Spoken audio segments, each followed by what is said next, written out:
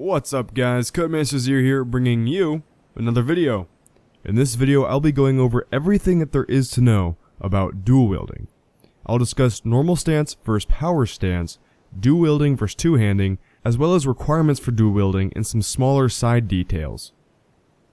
So first, I'm going to talk a little bit about regular dual wielding or normal stance.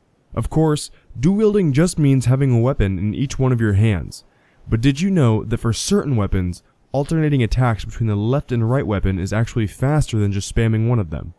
I tested out a few of my own to show that this doesn't apply for every weapon, but I recently watched a video posted by Emarrel called Alternating Attack Speed, in which she shows the possible differences in speed while alternating versus spamming.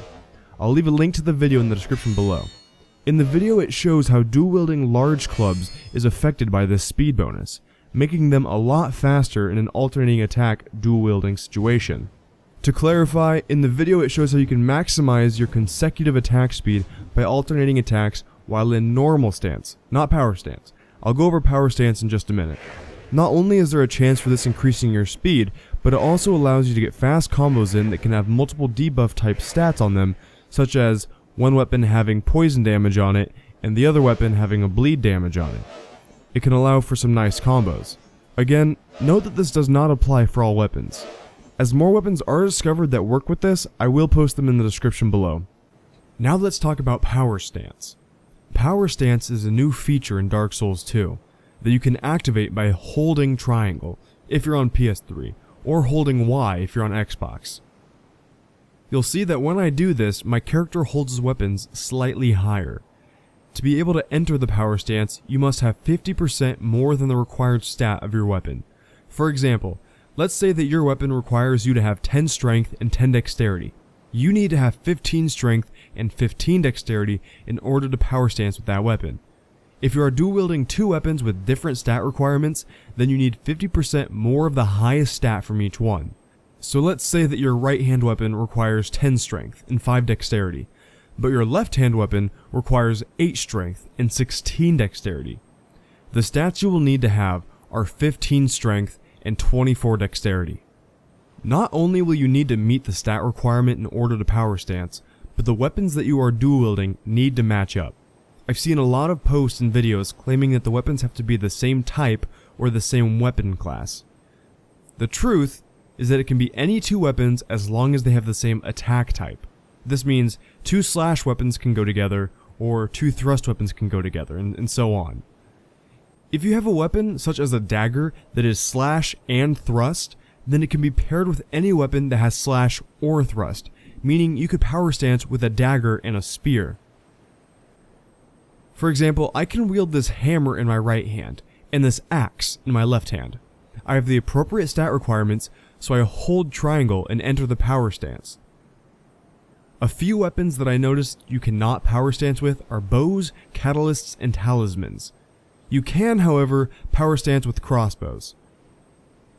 So what are the benefits to power stance? Well, it's pretty much exactly how it sounds. Power. Entering the power stance will allow you to do more damage. Clicking R1 will activate your right hand weapon's normal R1 attack, but clicking L1 will cause you to attack with both weapons at the same time. This increases your damage by quite a lot. On top of obtaining a new L1 attack, your L2 attack will also become a power attack in which you use both weapons. Both L2 and R2 jumping attacks remain the same though. You might be wondering, well, if one weapon is much stronger than the other, which hand should I hold it in to maximize damage output? The answer is your right hand. The reason for this is because R1 will only attack using your right weapon, dealing its corresponding damage, but L1 stacks the damage of the two anyhow. This is a pretty common mistake that I've seen some people doing. At this point you might be wondering, if I'm using two of the same weapons for power stance, would I be better off just two-handing one of them? The answer for this one is also no. I did a lot of testing before doing this video, and I found that damage output was a good amount higher doing an R1 plus L1 combo while in power stance versus two R1 attacks while two-handing the same weapon.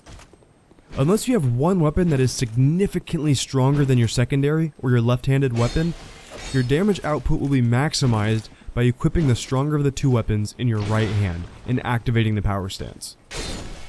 Just in case I threw a lot of information at you guys too fast, let's recap a little bit. Normal stance equals speed. This can be more beneficial in times where you need to just get some damage out there fast, maybe to stunlock an opponent. Power stance, of course, means power. If you wish to deal the most damage, this is the stance for you. Two-handing. You honestly might as well be in the power stance. Unless, of course, you've only got one really strong weapon. Well guys, that is all for this video. Thank you so much for watching, I hope you enjoyed it. If you did enjoy it, please consider leaving a like, maybe a comment, maybe even subscribe if you haven't done so already. I make a lot of videos, and so there'll be plenty of content coming towards you. And as always, peace!